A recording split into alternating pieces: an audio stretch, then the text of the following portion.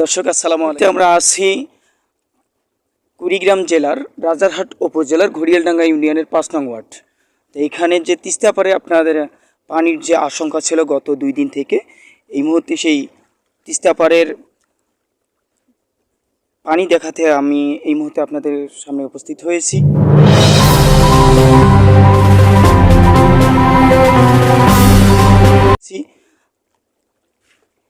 আপনারা সামনে দেখতে পাচ্ছেন যে এটা কিন্তু বিগত বছরেও এই নদীর পানির আশঙ্কাজনক কারণে সামনে যে পানি দেখতে পাচ্ছেন এটাকে পুরোটা একটা ছিল গ্রামটা বিলীন হয়ে গিয়েছিল। উত্তরবঙ্গ আসলে মূলত বিষয় হচ্ছে উত্তরবঙ্গটা হচ্ছে কৃষিজীবী মানুষের একটা প্রাণ, কৃষি আবাদ বেশি, এখানকার মানুষ সকলেই কৃষি আবাদ নিয়ে ব্যস্ত।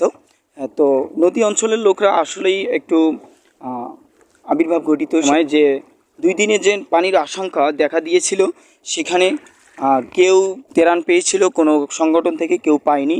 সেই খবর নিয়ে আমি আজকে এসেছি এখানে। বিগত 2 দিনের বন্যায় আসলে এই তিস্তা নদী পাড়ের কি ক্ষয়ক্ষতি হলো সেটি জানতে। ক্ষয়ক্ষতি খুব হয়ে গেছে ভাই, এই 2 দিনকার বন্যাতেই মানে বাড়ি ঘর দৌড় কারো মানে আটকে পারিনি, কেউ ঘর টর কেউ কিছু মনে করো ভেসে গেছে। মনে করেন এই যে পশ্চিমে যে জায়গাটা দেখা যাবে না, ও জায়গারও বহুত বাড়ি ঘর দৌড় টানাটানি, রাতে সারা রাতে মানুষ আলো বাতাসে নিয়ে মানে যে না কারেন্ট তো ছিল না, মানে লাইট টাইট দিয়ে বাড়ি ঘর দৌড় আর কি কিছু কিছু অক্কা হয়েছে আর কিছু অক্কা হয়নি, ভেসেই গেছে। বাংলাদেশের যে অন্তর্বর্তীকালীন সরকার রয়েছে তাদের পরিপ্রেক্ষিতে তুলে ধরতে হবে যে যাতে আপনারা সুযোগ সুবিধা পান।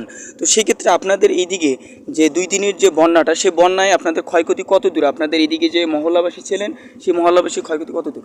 অনেক দূরে হয়েছে, ওই যে পশ্চিমের যে একটু চর ভাসছে ওখান থেকে এখানে মনে করেন এই 2 দিনেই চলে আসলো, 2 দিনেই চলে আসলো। আর এর ভিতরে কেউ মনে করেন দেখশন করার জন্য কেউ আসে নেই বা সারা শব্দ দেয়ও নেই।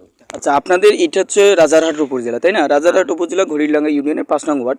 এখানে কুড়িগ্রাম জেলা থেকে কোনো আর্থিক অনুদান এখনো আপনারা পাননি? পাইনি এখনো। ওই কুড়িগ্রাম মানে উপজেলার থেকে যে মনে করেন যে লোকজন কেউ এখনো সাড়া দেয়নি, কিছু পাইনি। তার মধ্যে খালি কিছু ওই যে বাসমার থেকে একটু মেম্বার, ও তো রানিং মেম্বার না, ও একটু আর কি আজকে একটু আর কি চিড়া শুকনো খাবার একটু দিছে, এর ছাড়া আর কেউ কিছু দেয়নি বা কেউ সারাও দেয়নি। দর্শক, এটা মূলত বিষয় হচ্ছে আপনারা জানতে পারলেন তিস্তা নদী পাড়ের একজন স্বচ্ছ ব্যক্তির কাছ থেকে। তারা আসলেই অবহেলিত যারা কুড়িগ্রাম জেলার রাজারহাট উপজেলায়। আপনারা দেখতে পাচ্ছেন এই নদীর পানির যে স্রোত, এই পানির স্রোতে ভেসে গিয়েছে অনেক বাড়ি।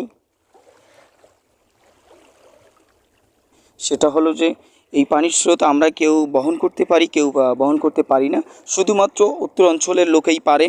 আর সামনে চট্টগ্রাম, কুমিল্লা, নোয়াখালীতে যে বন্যা হয়েছিল তারই ধারাবাহিকতায় আজকে বন্যা কবলিত মানুষের পাশে এসে দাঁড়ানোর উত্তরবঙ্গে কাহারও দেখা পাওয়া যায়নি।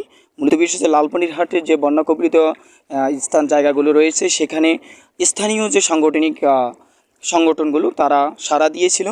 তো বিগত দিনের যে নোয়াখালী, চট্টগ্রাম এইদিকে যে বন্যা হয়েছিল সেখানে উত্তরবঙ্গের মানুষ সর্বদাই সজাগ থেকে সেখানে আর্থিক সহযোগিতা করছিল।